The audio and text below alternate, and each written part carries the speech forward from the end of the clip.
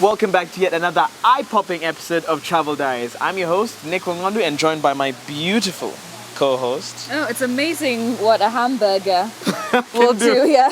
Thanks a lot for that, by the way. I'm Eve D'Souza, and welcome to Travel Diaries, where this week we are showcasing unknown parks. Unknown parks. Now, when you go traveling, what's the first thing that comes to mind? The usual, Salvo, Masai Mara, the whole Bundu trip. But the thing is, there's actually parks that people are not too familiar with, and there's so much that they have to offer. And we got the pleasure of visiting some of those parks. I totally agree. And it started off with Chula Hills National Park. Chula Hills. And I didn't even know that existed. I thought Chula Hills was just Chula Hills. Well, it's actually a park, and we got to explore the caves where the poachers... They have caves? Yes, they have caves. They don't have poachers anymore. But they used to hide in these caves, so you'll find out more for yourself. Okay. And we also had the pleasure of going to Nyanza province, and I was shocked at how Nyanza is teeming with wildlife at the Ruma National Park. You know, I've never been there, but I'd really like to see how it is. It is amazing. But what about yourself? Well, we went over to Kora National Park, which is the home of George Adamson's The Born Free legacy. Awesome! That was really, really good. We actually got to go to his place. Oh, wow! And you're going to see it's amazing. It's in the middle of nowhere.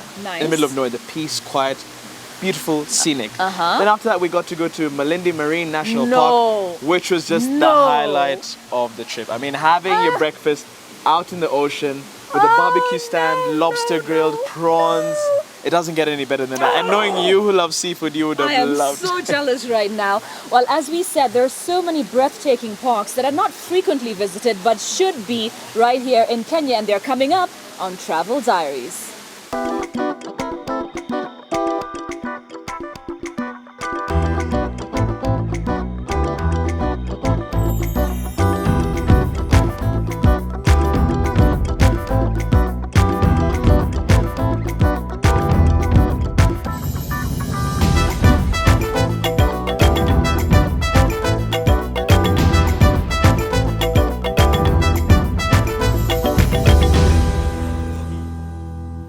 Welcome to Travel Diaries, where this week we're showcasing unknown parks in Kenya. And I'm starting off with the Chyulu National Park. Now, very few Kenyans actually know it exists, but there's so much to do here. Apart from the usual game drive and game viewing, you can also go camping, you can go bird watching, you can go hiking, plus you have to do this. Explore the Shetani lava flow and Shetani caves, which we're about to do in a few minutes. But that's not all. Now, this spot is very beautiful, very scenic. You get to enjoy the view of the Chula Hills. In fact, if you stay at a place like Finch Hatton's whilst you explore the Chula Hills National Park, they will bring you right here for a wonderful sundowner. And that's not all. I hear at Finch Hatton's they also organize weddings in this very spot. So brace yourself for the beauty that is Chula Hills National Park. American author and journalist Ernest Hemingway had the Chula Hills in mind when he wrote Green Hills of Africa, and it's no wonder why. The Chula Hills and the plains that lie at their feet to the south are one of Kenya's most photogenic regions. This is an area of rolling open plains and makes up the Chula Hills National Park. The Chula Hills National Park is based on a section of the hills themselves, which are amongst the youngest volcanic hills in Kenya. The last eruption in the Chulus, down on the far eastern side, happened just a few decades ago. This is a truly magical area of craters, rolling grassland, exotic aromatic plants, and cedar forests.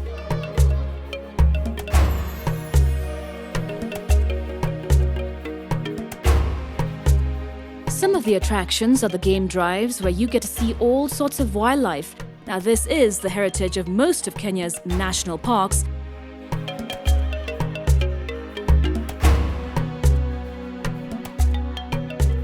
However, there are other attractions of historical significance, starting with the Shetani lava flow.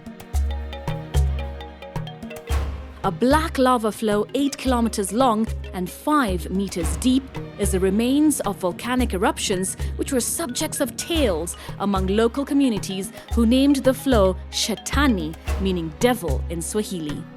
The vast black lava spreads out at the foot of the Chula Hills, There are many legends among the local people of fire and evil spirits related to the volcanic eruptions. The Shaitani lava flow and caves are only 200 years old and well worth the visit. This is something else you need to check out in the park, the Shaitani Caves. Now, it's a bit bumpy and rocky coming up here, so you will need a four-wheel drive and you need some security as well, so it's advisable that you come with a KWS Ranger for your own safety. And I'm told, well, these caves were formed after the eruption. There was a build-up and a blowout. And this cave right here, as they said, Shaitani Cave, apparently two scientists went in with oxygen, am I right? Yes. Oxygen tanks, and they never came out. So this is not the one to go to. We're going to check out that cave over there. So let's head on in. Hopefully I'll come out safe. Yeah, it's safe. Only entrance is a problem, but inside is just okay. Can you walk comfortably?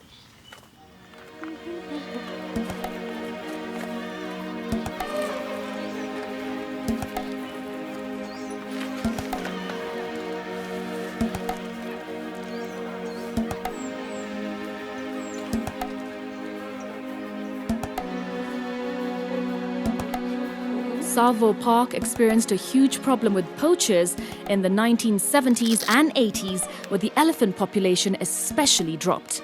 The Shaitani Caves are where poachers would hide. Though the road to the caves is very rough, they can be explored, but only whilst accompanied by a KWS Ranger for your own safety. Inside, you will view various remains of game the poachers left behind.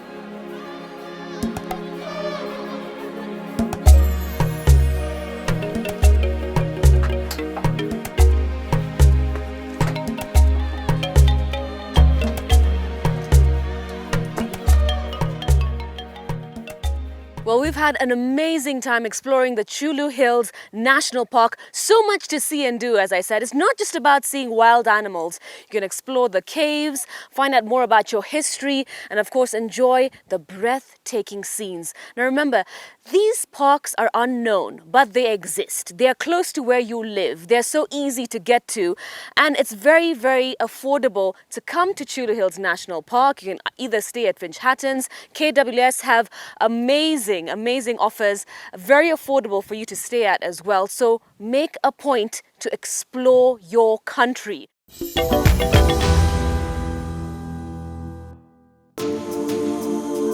Kora National Park, described as one of the last great wildernesses of the world, is located in Coast Province, Kenya. This is the Adamson's Falls Bridge, which acts as a natural division between Kora National Park and Meru National Park. Underneath it is the Great Tana River, which acts as a natural divider between the two parks. The park covers an area of 1,788 square kilometers. It was gazetted as a national park in 1989 following the murder of George Adamson by poachers. However, security within the park has greatly improved over the years, and a bridge built between Meru National Park and Kora is helping to put Kora National Park on the tourism map.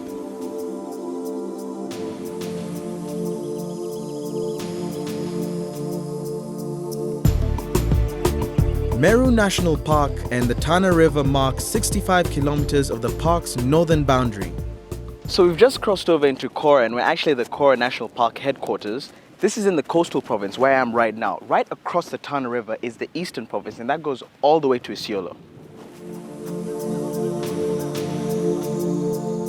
Features of the Tana River include Adamson's Falls, Grand Falls, and the Kora Rapids.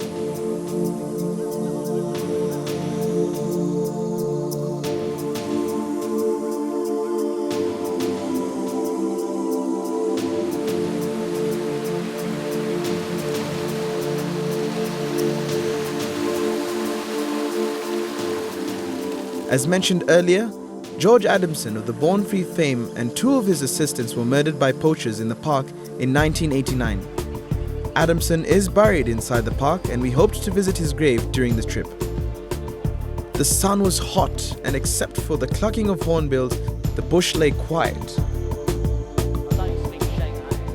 The vegetation in the park is mostly acacia bushland. There are also riverine forests of doom palm and Tana River poplar.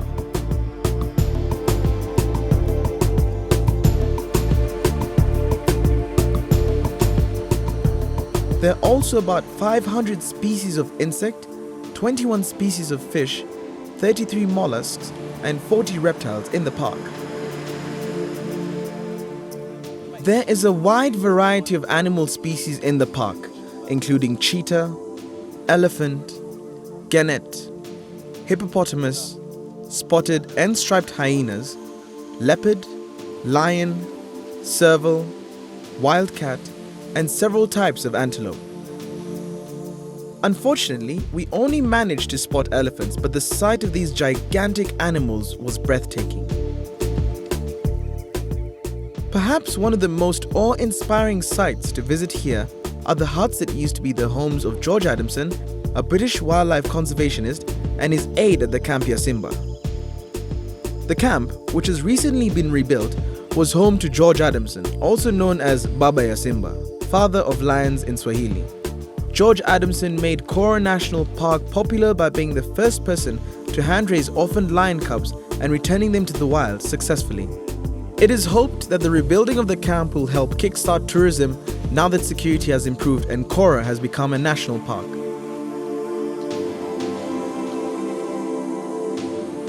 George's grave, a simple mound of quartz boulders in a glade among the thorn trees, is very close to Camp Yasimba. Next to it are two other graves, those of Terence, George's brother, and Boy, his favorite lion. Striking as well are the inselbergs, isolated rocky outcrops covered in vegetation which create random islands above the plains. There's a camping and picnic site right on the banks of the Tana River.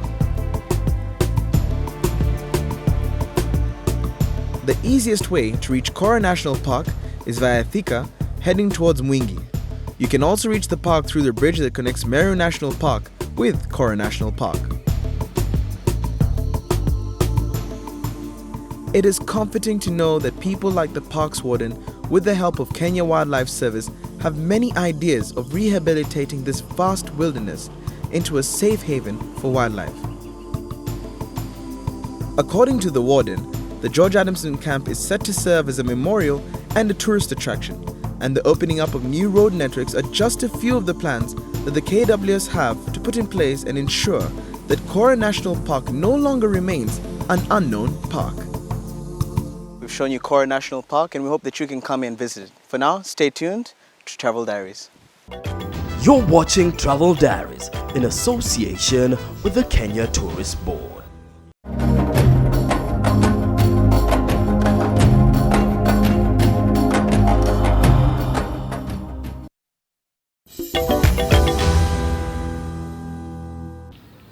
Welcome back to Travel Diaries, as this week we reveal unknown parks across Kenya, and we made it to the only terrestrial park in the whole of Nyanza province. We're at the Ruma National Park in Western Kenya, near the shores of Lake Victoria, and very few Kenyans have actually come here to explore the park and enjoy its attractions, but you should. In fact, this is the only place that you can find the roan antelope. So a lot in store.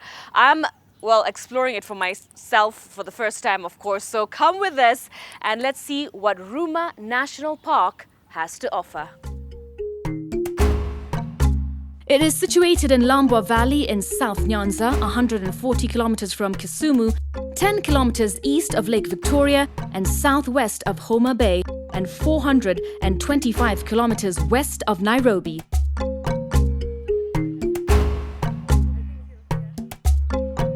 It lies on the flat floor of the Lambwe Valley, bordered by the Kanyamwa Escarpment to the southeast, Gwasi Hills, Sumba Hill, and Ruri Hills to the north. The park covers an area of 120 square kilometers. It was initially established as the Lambwe Valley Game Reserve in 1966 to protect its indigenous population of rare roan antelopes which exist nowhere else in Kenya. In 1983, it was gazetted as the Rumah National Park.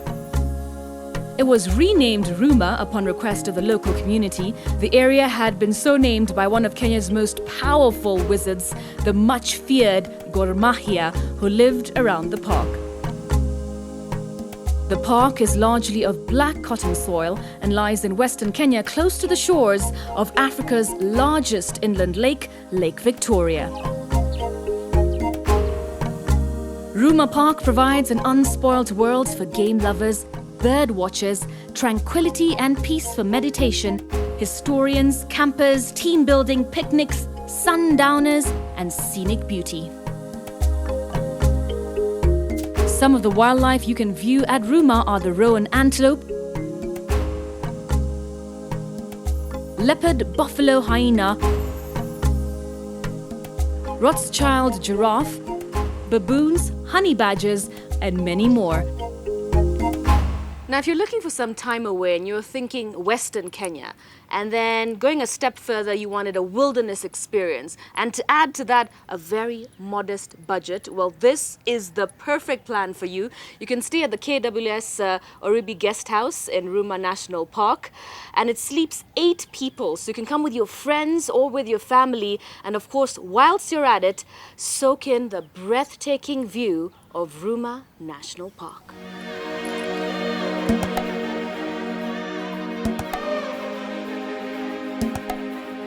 The KWS Oribi Guest House provides comfortable and affordable accommodation. It is a unique self-catering guest house built on the Kanyamo escarpment where Gormahia used to frequent. It has 3 bedrooms accommodating a maximum of 5 people with a fully equipped kitchen.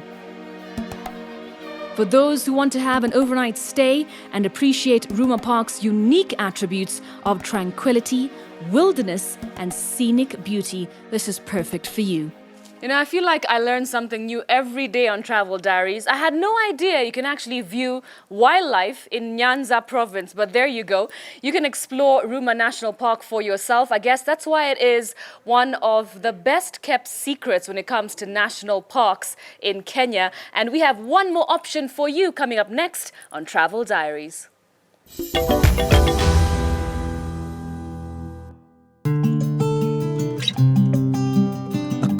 Breeze blows across the ocean, washing over those alongside its shores with a calming effect. From a vantage point on the shore, the deep blue sea seems to fall off the horizon. Unlike most other spots along the Kenyan coast, few people are here, making you feel alone but not lonely. The perfect place to get lost in yourself, listening to the water smashing against the rocks that line parts of the shore in this section of the Indian Ocean. Welcome to Malindi. Malindi lies along Kenya's magnificent sandy beaches. To get here from Nairobi is quite a stretch of road. The other alternative, flying, is much more faster. Slightly more than 1 hour from Wilson Airport by Air Kenya. In just over 1.5 hours after leaving Nairobi, I was enjoying the breeze by the Indian Ocean. Standing in this idyllic setting is the Malindi Marine Park and Reserve. This was the first marine protected area in Kenya and was established in 1968. The theme for this episode is unknown parks. In the first part, Eve went off to Chula Hills whilst I went off to Kora National Park. And we also got to learn quite a lot about Rumah National Park in Homa Bay. Now I'm at Malindi Marine Park right now, which promises to offer a rich diversity in marine life. So let's go and find out what little secrets lie right here in Malindi Marine Park. Other than the fact that the park is easily accessible by road and air, it hosts a rich and relatively unaffected marine biodiversity, beautiful beach and warm waters safe for swimming. The Marine Park and Reserve is also endowed with magnificent resources such as fringing reefs, coral gardens in the lagoons, high fish diversity, and marine mammals such as dolphins. The park is also frequented by a range of shorebirds and seabirds, so it is an especially good place to watch these at close range. The KWS managed Malindi National Park offers a range of activities that make for a great outing. Apart from swimming in the warm, salty Indian Ocean waters, we set out on a glass-bottom boat ride that allows you to feast your eyes on the coral gardens and a kaleidoscope of marine fish in their natural habitat.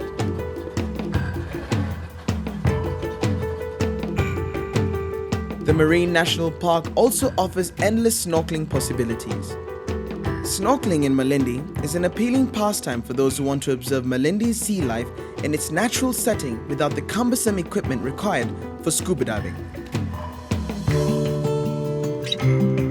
As such, because virtually all ages can take part in it, it makes for a great family activity.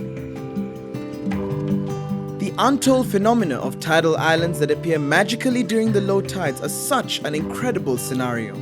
After crossing the reef, we were rewarded with a seemingly endless lagoon intercepted by white magical islands. So after having a really good swim around today, looking at a small sample of what the marine life here has to offer and also learning about how important it is to maintain our marine parks, there's no better way to end the day than having a barbecue nowhere else but in the middle of the ocean.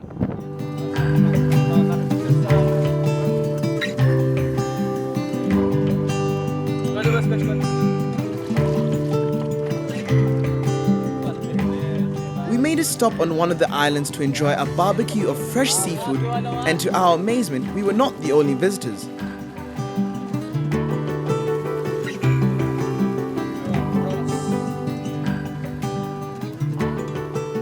Groups of friends and tourists could be seen enjoying a picnic, or like us, a barbecue of fresh seafood. There is absolutely no charge to use the beach for swimming, sunbathing, or just exploring the many tidal pools. However, a park fee is charged for visitors using boats to go snorkeling, scuba diving, or observing the coral reefs. The marine park will offer you an unforgettable paradise of beautiful sun, safe ocean adventure, and sandy beach. And this is just a glimpse of Malindi Marine Park.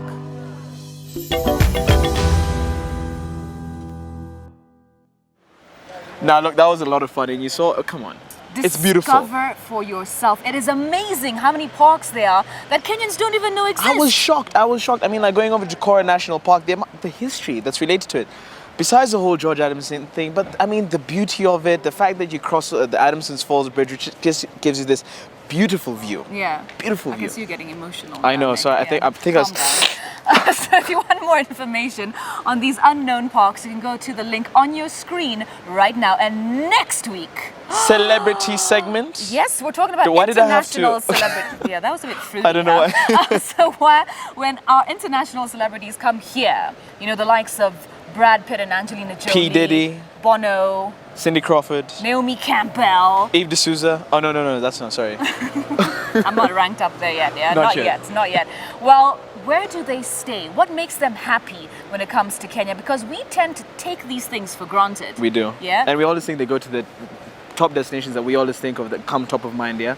But actually, you'd be surprised to where they go to. It's very exclusive, private, but you can access these places as well. So it is a must watch next week. Celebrity destinations right here On Travel Diaries.